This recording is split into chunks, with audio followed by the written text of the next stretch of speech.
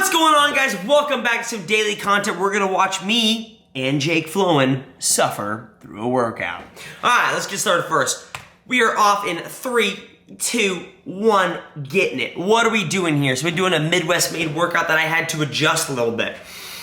So depending upon if Andrew goes back and changes it, for those of you that do or are doing Midwest-made, you might see a different version of this. I changed it because I did this a day after the Wadapalooza workout, which had a lot of wall balls, and I didn't feel like doing 30-pound wall balls. Call me a sissy, I don't care. Anyway, so we are doing a 10-minute time cap, 10 minutes on the clock. We're doing 50 double unders. Then we're doing 25 double dumbbell hang power cleans, okay? And then we're doing 50 double unders. Then we're back to the dumbbells, but for this time we're doing 50 double dumbbell box step overs at 24 inches. Then back to the jump rope of 50 double unders. Kind of get the order here.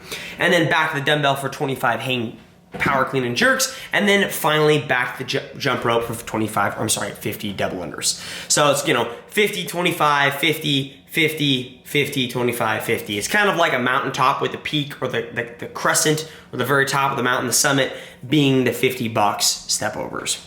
So approaching this workout, when Jake and I talked about it, I wrote down, and like I've mentioned in previous videos, when I do a workout, there's not many workouts where I just approach it and don't think about it beforehand. There are not many workouts where I just walk out there, say, I'm doing this workout, I'm not gonna think about it, I'm just gonna do it.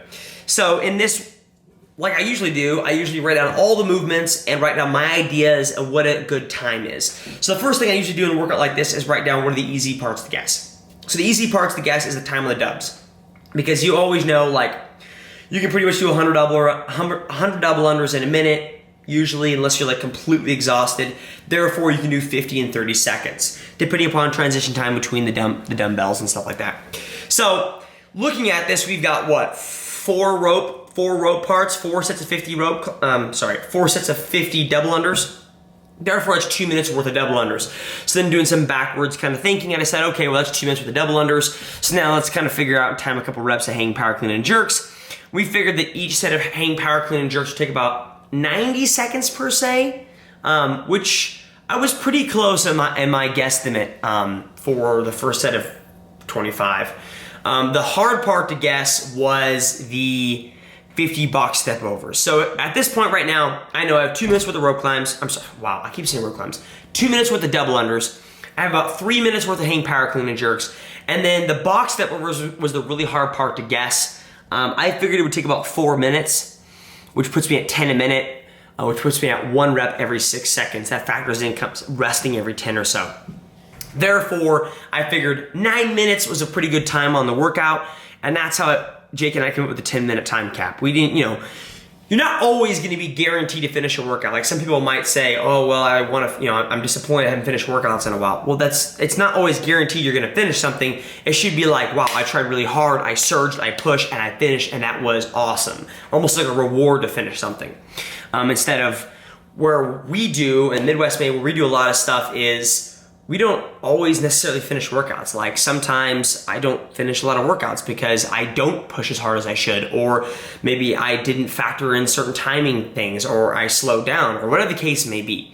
And so the reason that Andrew does that, the reason that we do that in general for Midwest Made is because how do you make an athlete like myself who's pretty good at Metcons better? Well, in order to do that, Andrew knows that I like to look at workouts and break them down in break them down really, really far, and therefore know what time I'm gonna get, and I can pretty much just shoot that time and get it, and I know it's a good time. But what he's trying to do is say, okay, I know you can do that, I wanna push you a little bit harder and see if you're capable of doing it by giving you a time cap and making you go out a little bit harder than you want to, or hold on to a pace harder than you want to. So, kind of the goal behind it, in case you guys are wondering, that's the reason why we do a lot of aggressive time caps. And now I know what you're thinking, yes, I put the dumbbells in the box and I still counted it. It's training, let it be. Who cares? I think Jake does the same thing. Honestly, we both do the same thing, I think. So approaching the dumbbell box step overs, I decided, I think I started out with a large set of like 20. I think I did lose count, so I might have done 23. I don't really know. I think I lost count at some point in the first set. And I think I just stuck to like 10s. I think I did like three or four sets on the box step overs. That was difficult. Like, not gonna lie. And mostly because the hang power clean jerks I thought were more difficult than they should have been. It's a lot of bicep, because I decided instead of swinging them at the bottom, I decided to just stop them on my legs. And it might be hard to see with the box in the way, but I essentially bring my elbows, lock my elbows at the bottom, have the dumbbells come to my leg and lock my elbows out, and they kind of just the dumbbells hit my leg and act as a stopping point. But the problem with that is it's a lot of bicep, and essentially it's a hammer curl. Like I'm hammer curling these dumbbells over and over and over again, and that gets difficult, I'm not gonna lie. So you might be asking, what are some great scaling options for this workout if we're gonna try this at home? That is a great question.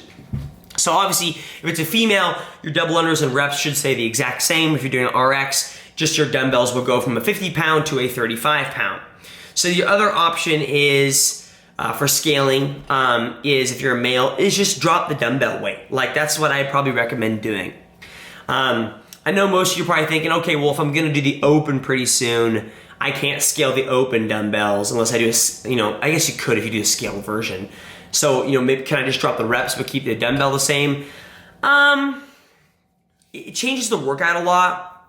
I don't like to change the weights as much per se. I like to keep the weights usually the same. I'm sorry. I like to keep the reps the same, but drop the weight usually. And so you get the same intensity of the time domain and moving to meet that time cap. You just have maybe a little bit easier weight to move. So if you were a male and you were like, man, like 50 box step overs with 50 pounds in a hand is just way too much. Okay, then maybe we should look at a 35 in each hand.